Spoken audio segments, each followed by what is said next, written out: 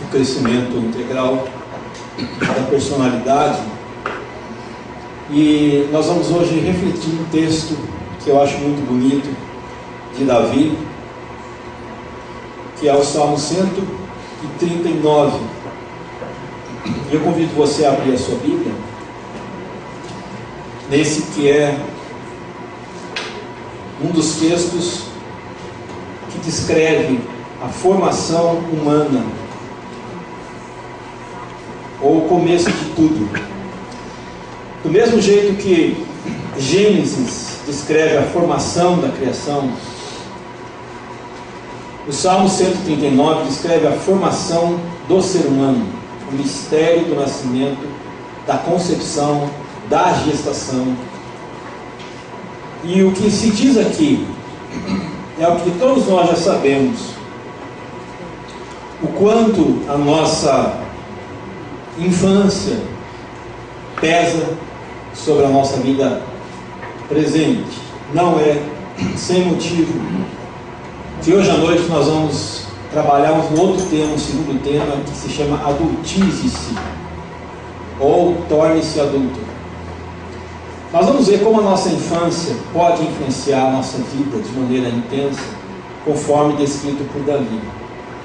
Ele diz assim: ó Eterno, investiga a minha vida, faz um apanhado de todos os fatos. Sou como um livro aberto para ti. Mesmo de longe, sabes o que estou pensando. Sabes quando saio e quando volto. Nunca estou fora da tua vista. Sabes antecipadamente o que vou dizer, antes mesmo de eu iniciar a primeira frase. Olho atrás de mim e lá estás. Depois para cima e lá estás também. Tua presença é constante em torno de mim. Isso é maravilhoso, embora eu não consiga compreender totalmente. Existe um lugar para onde eu possa escapar do teu espírito e fugir da tua vista? Se subo ao céu, tu estás lá. Se vou para o subterrâneo, lá estás também. Se tomo as asas douradas da manhã, rumo ao longínquo horizonte ocidental, tu me encontras em 1 minuto. Na verdade, já estás lá, me esperando. Então eu disse a mim mesmo: ele me vê até na escuridão. À noite, estou imerso na claridade. Isto é um fato. A escuridão não é escura para ti. Noite e dia, escuridão e claridade para ti são a mesma coisa. Assim, tu me moldaste por dentro e por fora. Tu me formaste no útero da minha mãe. Obrigado, grande Deus. É de ficar sem fôlego, corpo e alma. Sou maravilhosamente formado. Eu te louvo e te adoro. Que criação! Tu me conheces por dentro e por fora. Conheces cada osso do meu corpo. Sabes exatamente como fui feito aos poucos. Como fui esculpido do nada até ser alguma coisa. Como um livro aberto, tu me viste crescer desde a concepção até o nascimento. Todos os estágios da minha vida foram exibidos diante de ti. Os dias da minha vida todos preparados antes mesmo de eu ter vivido o primeiro deles. Teus pensamentos são únicos, como são belos. Nunca os compreenderei. Não consigo enumerá-los. É como se eu tentasse contar a areia da praia. Ó, que eu me levante de manhã e viva o tempo todo contigo. Por favor, Deus, afasta de vez a impiedade. E vocês, assassinos, fora daqui. Fora todos que te menosprezam, ó Deus, encantados com divindades que não passam de invenção barata. Vê como odeio os que te odeiam, ó Eterno. Vê como detesto a arrogância dos pagãos. Eu a odeio com ódio puro, total. Teus inimigos são meus inimigos. Investiga a minha vida, ó Deus. Descobre tudo a meu respeito. Interroga-me, testa-me. Assim terás uma ideia clara de quem eu sou. Vê por ti mesmo se fiz alguma coisa errada. E então, guia-me na estrada que conduz à vida eterna. Amém, queridos? Você já deve ter ouvido, quando criança, a famosa historinha do patinho feio. Você lembra da história do patinho feio? Alguém podia me contar a história do patinho feio?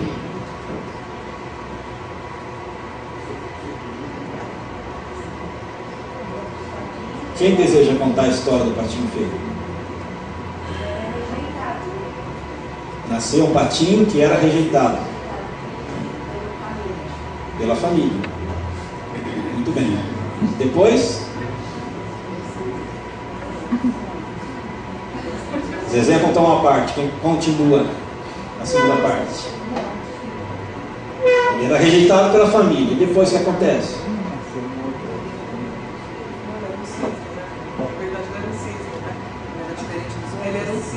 Na verdade, depois de um tempo de ser rejeitado pela família, ele vai crescendo e aí descobre que ele não era um pato, ele era um cisne, um dos mais belos cisnes do lago. Então, de patinho feio, na verdade, toda essa carga de negatividade e rejeição dele próprio consigo, da família com respeito a ele, houve um milagre, na verdade, que ele sempre foi cisne, mas ele aceitou a condição de cisne e superou a total rejeição da sua infância. O que essa história tem a ver com você? Eu quero convidar você a olhar a história, as palavras de Davi nesse Salmo 139, porque Davi se vê parte da criação de Deus, parte integral da criação de Deus. Ele deixa muito claro que ele não é um acidente que aconteceu por acaso no mundo em determinada época, mas que ele é parte integral de uma obra bonita de criação. E no texto ele dá uma palavra de gratidão a Deus por quem ele é. Ele diz: obrigado, grande Deus, corpo e alma sou maravilhosamente formado. Eu me pergunto se você algum dia na sua vida já fez essa oração de gratidão por você. Obrigado, grande Deus, pelo meu corpo, pela minha alma maravilhosos. Davi tem um maravilhamento com ele próprio. Ele tem uma admiração com a própria vida, porque ele tem a noção de que ele foi esculpido pelo melhor artista e artífice que há no universo, que é Deus. E ele descreve a sua criação com muitos detalhes. E aí ele passa a ter uma observação correta sobre ele. Ele tira a noção de quem ele é, não dele, mas do artista que o fez, do artífice que o criou. Portanto, ele tem uma noção correta dele a partir dele na criação. Agora, é muito comum as pessoas não pensarem como Davi. É muito comum que nós não partamos do princípio da criação para dizer para nós quem nós somos. É muito comum nós acharmos que nós somos o que os outros falam que nós somos. É muito comum nós acharmos que somos aquilo que nós pensamos que nós somos. Mas Davi diz: eu sou o que Deus diz que eu sou. Eu parto da criação. E quando nós não olhamos para Deus para dizer quem nós somos, não retiramos dele a noção de quem nós somos. E aí começa todo o problema da autorrejeição na vida.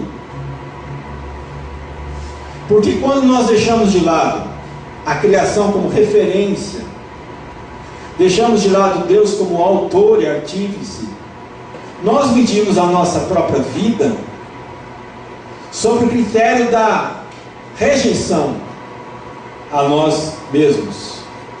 Alguns exemplos eu quero te dar. Muitas pessoas, quando pensam em si próprias, punem-se com pensamentos: eu não valho nada mesmo, eu não sirvo para nada mesmo, eu não presto para nada mesmo, eu sou um completo idiota mesmo, eu sou um completo ignorante mesmo, eu sou realmente um incapaz.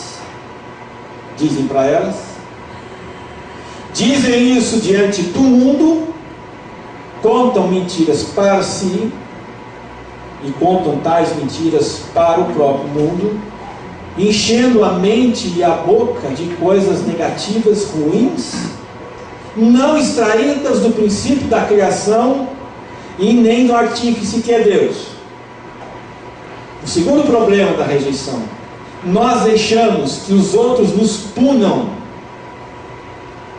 nós deixamos que os outros nos façam nos sentirmos culpados, inadequados, horríveis. Então não só nos punimos, mas deixamos que os outros nos punam. E as nossas piores surras na vida são levadas dentro da nossa consciência por nós, secretamente. Nós apanhamos de nós mesmos, porque nós nos surramos. Quando não retiramos da criação e do artífice a verdadeira expressão de quem é que nós somos. A grande pergunta é: por que acontece a rejeição a si mesmo? Ela acontece por causa da expectativa que nós fazemos de nós mesmos. Grande parte de nós tem uma expectativa irreal de si mesmo. Grande parte de nós nos julgamos super-heróis em algum sentido. E um super-herói é inviolável, é invencível, é imatável, é indestrutível. Nós fazemos uma ideia de nós, às vezes, exagerada, perfeccionista. Achamos que somos um semideus.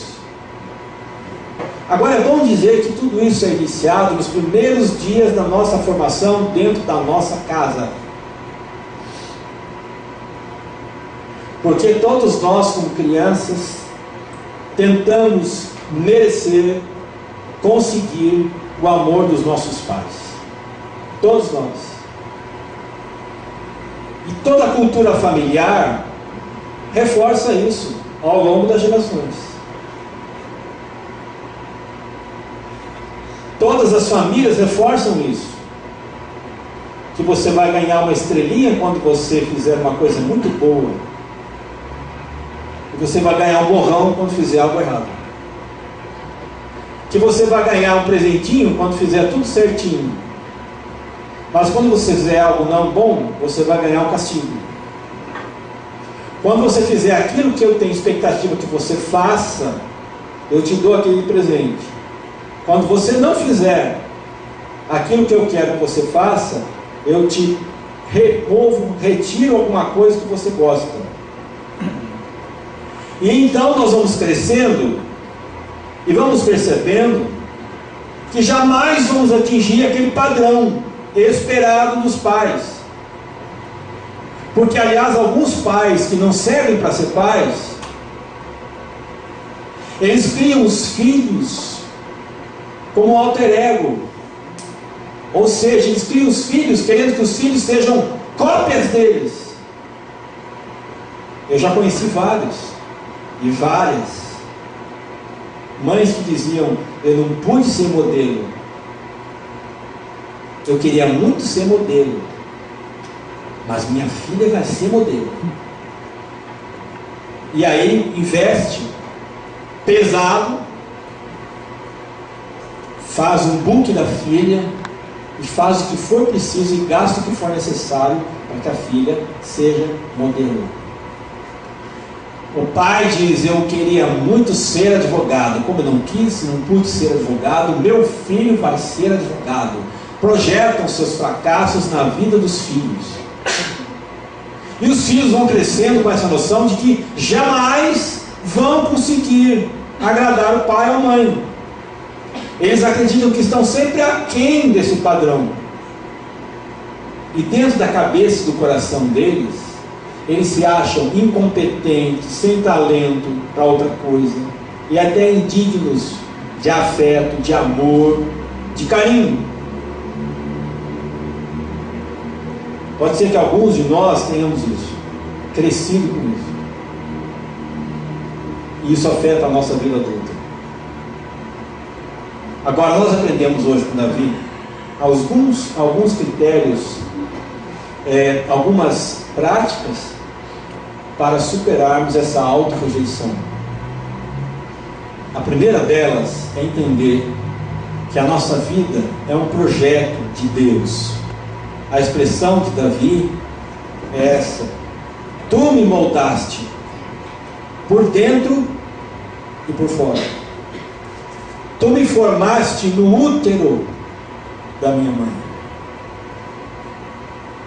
Você percebeu que Davi diz que Deus o formou não só por fora, no aspecto físico da aparência, mas o formou e moldou por dentro, na alma.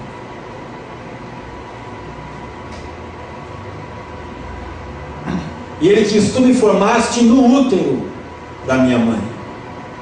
A primeira coisa que você deve colocar no seu coração, e Davi tem isso claro, é que a nossa vida não é um erro. A nossa vida é um projeto. E há uma grande diferença quando você pensa que a sua vida é um erro, de pensar que a sua vida é um projeto. Porque se você pensa que a sua vida é um erro, porque a sua vida de alguma forma causou algum distúrbio, um desalinhamento na sua família, ou te culpam de alguma coisa na família, e jogam você como bode expiatório da família, você vai pensar que a sua vida é um erro. Mas Davi diz que a nossa vida é um projeto de Deus. Porque antes da nossa entrada no mundo, antes da nossa estreia, Deus estava trabalhando dentro do útero da nossa mãe.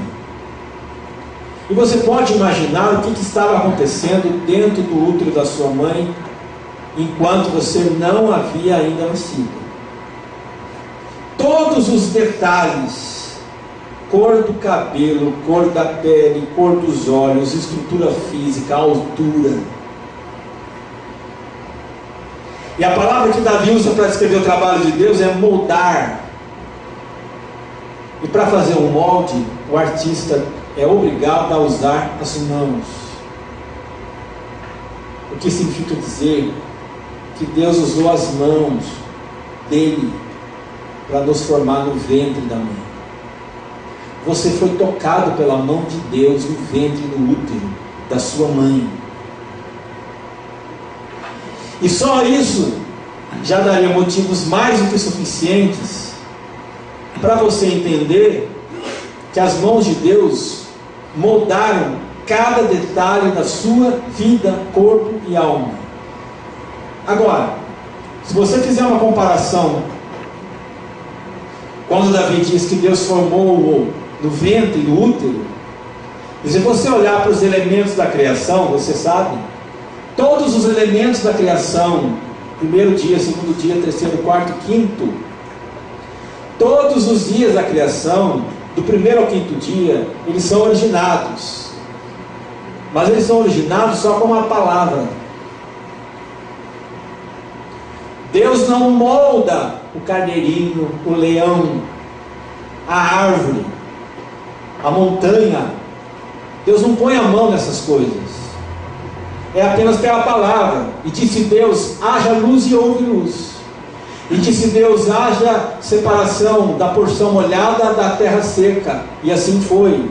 E disse Deus: haja luminares no céu, para iluminar a noite e para clarear o dia. E assim foi. Pela palavra o universo foi feito. Mas quando chega na hora do homem, Deus pega com a mão barro do chão e modela. Ele não usa mais a palavra só. Ele pega as mãos e molda. Façamos o homem a nossa imagem, conforme a nossa semelhança. E essa modelagem manual é o que diferencia você das plantas, dos animais e dos planetas.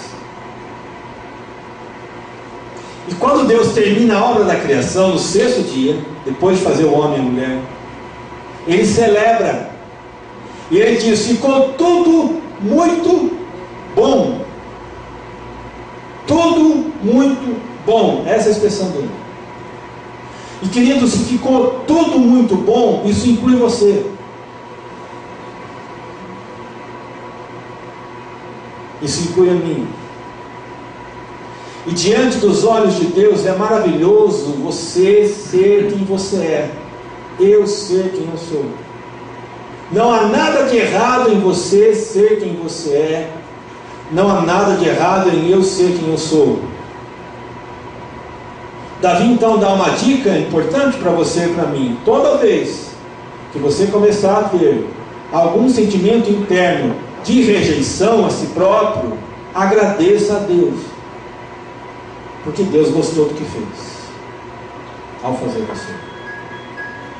Então você não nasceu nesse mundo como um acidente. Você deveria ter nascido mesmo. Você é um projeto executado, bem elaborado, com detalhes, pelas mãos criativas, artísticas de Deus. E nesse mesmo salmo, Davi dá outra ação de graças. Graças te dou, porque de uma forma admirável, maravilhosa, eu fui formado. Queridos, a nossa vida é uma obra de arte da mão de Deus. Ela não é um acidente, ela não é um erro, é um projeto. Porque Deus nos modelou no útero da nossa mãe. Quando você começar a sentir alguma rejeição a respeito de si próprio, lembre: quem é que te modelou? Quem é que te tocou? Antes de alguém te tocar e te amamentar. A segunda verdade que Davi diz é que Deus acompanha cada fase do nosso desenvolvimento, desde lá atrás até a nossa morte. Ele diz assim: como um livro aberto, tu me viste crescer, desde a concepção até o nascimento. Todos os estágios da minha vida foram exibidos diante de ti. A segunda afirmação do texto não é só que nós somos modelados. A segunda afirmação do texto é que nós somos acompanhados. Existe uma corrente filosófica chamada deísmo, contrária ao teísmo. O teísmo com D é contrário ao teísmo com T, porque o teísmo diz realmente quem criou o universo, quem criou todas as coisas, quem criou todas as pessoas, animais, foi Deus. Mas depois de Deus criar todas as coisas, Ele voltou para o seu lugar de origem e deixou o resto da humanidade evoluir por sua própria conta. Ele apenas criou e depois se retirou. E como Ele se retirou, Ele dá a total liberdade de cada um tocar a sua própria vida do jeito que entender, do jeito que bem entender. Isso é deísmo. E cuidado para você não entrar nessa. Deus apenas me fez, Deus apenas me criou, e agora Ele diz para você: faz a tua parte, que eu já fiz a minha. Isso é deísmo. É deixar o ser humano se virar por sua própria conta e risco. Mas a Bíblia diz que o Deus Criador não só origina a sua criação, Ele acompanha a criação desde o começo até agora. Hebreus 1, verso 3, falando de Jesus, diz que Ele sustenta todas as coisas até agora pelo seu poder. Toda a mecânica do universo continua sendo movimentada por Ele, desde a criação. Todas as coisas continuam. Todas as estações do ano continuam sendo ordenadas por Deus. Ele continua agindo. Jesus deixou isso muito claro na frase que Ele disse aos seus discípulos: meu Pai trabalha até agora. Que trabalho é esse? É o trabalho de acompanhamento, é o trabalho de assessoria, é o trabalho de manutenção. Então Deus não abandonou nenhum de nós aqui para que cada um se vire e faça o melhor que puder da vida. E Deus não age só assim com o universo, Ele age com você, comigo. Ele age comigo e com você, acompanhando cada estágio da nossa vida, desde a concepção até agora, acompanhando cada estágio. E para isso é que existem as incontáveis e promessas, maravilhosas promessas de Deus, de cuidado, amor, carinho, providência. Por isso o Salmo 23, 1 e tantos outros, cheios de promessas: o Senhor é meu pastor, nada me faltará. Deus continua assessorando a você, até o fim da sua vida. Então coloque na sua mente que você não está vivendo esse mundo por sua conta, com risco absoluto seu. Há um projeto. Esse projeto é de Deus. Cada estágio do seu desenvolvimento é desenvolvido e assessorado pelo seu Criador. E Deus não deixa de intervir, não, em nossa vida. Em nenhuma ocasião, problema ou desafio. Ele está assistindo, mas não passivamente. Ele está assistindo para transformar a desgraça em algo melhor. Davi usa uma expressão: nossa vida é um livro aberto diante dele. O que ele quer dizer com isso, queridos? Que se a nossa vida é um livro aberto diante dele, Deus está lendo esse livro todo dia. Deus está lendo esse livro da sua vida e da minha todo dia. Ele acompanha. Ele é frequente. Então pare de implicar com a sua vida. E pare de dizer que você é o lixo e a escória e o pior da espécie humana. Não é. Você é o melhor que Deus fez. E você sabe qual é a diferença entre as pessoas felizes e as infelizes? Entre as bem-sucedidas e as fracassadas? É que as pessoas felizes e as pessoas bem-sucedidas, elas não ficam brigando com elas mesmas por serem quem são e fazerem o que fizeram. Quando erram, elas consertam. Quando cometem algum tipo de situação inadequada, elas corrigem. Mas tocam em frente sem ficar mergulhando a cabeça e o coração naquela culpa que não leva a nada. Você pode perceber aos olhos de Deus que todas as pessoas têm sentimentos e têm pensamentos similares aos seus. Você já se pegou pensando, dizendo isso? Tal pessoa disse isso, você disse: puxa, eu também penso assim, eu também imagino dessa forma. Todos cometem erros e todos fazem coisas certas. Então nós podemos nos deixar em paz, porque às vezes a sensação não é que Deus não está nos deixando em paz, é que a gente não se deixa em paz. é que a gente se bate, é que a gente se esmurra. Então o convite de Davi é: deixe-se em paz, nas mãos de um Deus que acima de tudo quer lidar com a sua vida, direcionar a sua vida. E se Deus nos ama, nós também